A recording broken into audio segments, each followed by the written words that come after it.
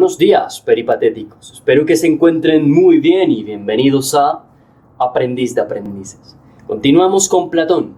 Platón, que todo aquel que se quiera adentrar en el mundo de la filosofía tiene que estudiar, porque a partir de Platón vamos a comprender esas otras corrientes y también vamos a comprender cuáles son esos dos grandes movimientos ideológicos que dividen al mundo. Por un lado tenemos al idealismo y por el otro al materialismo, que vamos a ver en otros videos más adelante.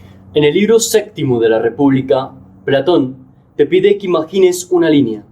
En la parte de arriba de la línea está el mundo ontológico, que como lo vimos en el video de la caverna, se divide en dos mundos. Por un lado está el mundo de las ideas, es decir, el noetos, y por otro está el mundo sensible, el aisetos. En la parte de abajo está la teoría del conocimiento o epistemología de Platón con los distintos objetos del conocimiento. Es decir, que si nos situamos en el mundo ontológico, el objeto de conocimiento del mundo sensible es la doxa u opinión que nos informa sobre aquellas cosas que podemos ver en el mundo, es decir, aquellas cosas que están sujetas a cambios.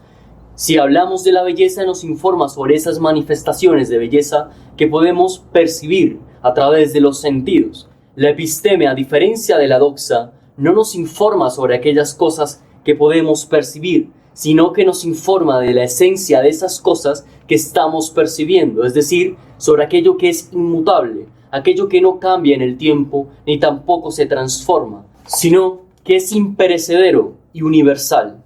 Esta línea del símil que nos propone Platón va de lo menos real a lo más real. Dentro de este nivel más bajo están las imágenes o percepciones, cuyo objeto de conocimiento es la eicasía o imaginación. ¿Por qué la eicasía o imaginación es el objeto de conocimiento de este nivel más bajo? Pues si para Platón aquellas cosas que percibimos, que están sujetas a cambio, que constantemente se transforman y son perecederas en el tiempo, no son reales, ya que si recuerdas, para Platón, los objetos sensibles son copias del mundo inteligible, y en este caso las sombras e imágenes serían copias de las copias. ¿Y cuál crees tú que es el nivel de ser de la sombra de una sombra? Pues su nivel de ser es ínfimo, no tiene consistencia. Por ello, Platón va a odiar a los artistas, poetas y pintores, porque su labor versa precisamente sobre copiarse de las sombras y crear un mundo de sombras sin un fin práctico en la realidad y sin un fin práctico en la vida humana. Si subimos otro peldaño más, nos encontramos con un segundo nivel, y es el de las cosas reales, es decir, de los objetos sujetos a cambio. Y aquí no nos encontramos con la copia de la copia, ni con las sombras, sino con aquellos objetos precisamente que producían aquellas copias del nivel anterior. Aquí Platón nos va a hablar que el artesano, a diferencia del pintor que simplemente crea un cuadro de la realidad, este crea una mesa en sí, crea un objeto y no una mera imitación como lo hace el pintor que se materializa en un cuadro. En ese sentido, el nivel epistemológico del nivel ontológico de las cosas en sí es la pistis o creencia. El artesano tiene que creer en aquello que crea. Si no creyera en eso que está creando, pues no lo crearía. ¿Y de dónde nacen las creencias según Platón? Nacen de esas opiniones doxas, cultural y socialmente válidas, pero que en sí mismas no son reales, porque son producto de las sombras o percepciones de la realidad. Por ello, la eicasía, pistis y doxa conforman el ámbito de lo meramente opinable, es decir, aquello que está entre el menos ser. Para poder llegar al ser de las cosas, tenemos que dar el salto de la doxa a la episteme. Entramos a la dianoia o pensamiento discursivo. Aquí Platón pone disciplinas como la aritmética o la geometría, pero estas tienen dos problemas que les impiden alcanzar un nivel máximo en la escala del conocimiento. Por un lado, utilizan símbolos sensibles como una mediación para llegar al conocimiento, aunque su razonamiento no verse sobre estas figuras en sí, sino que las utiliza como un trampolín para llegar a la esencia de las cosas.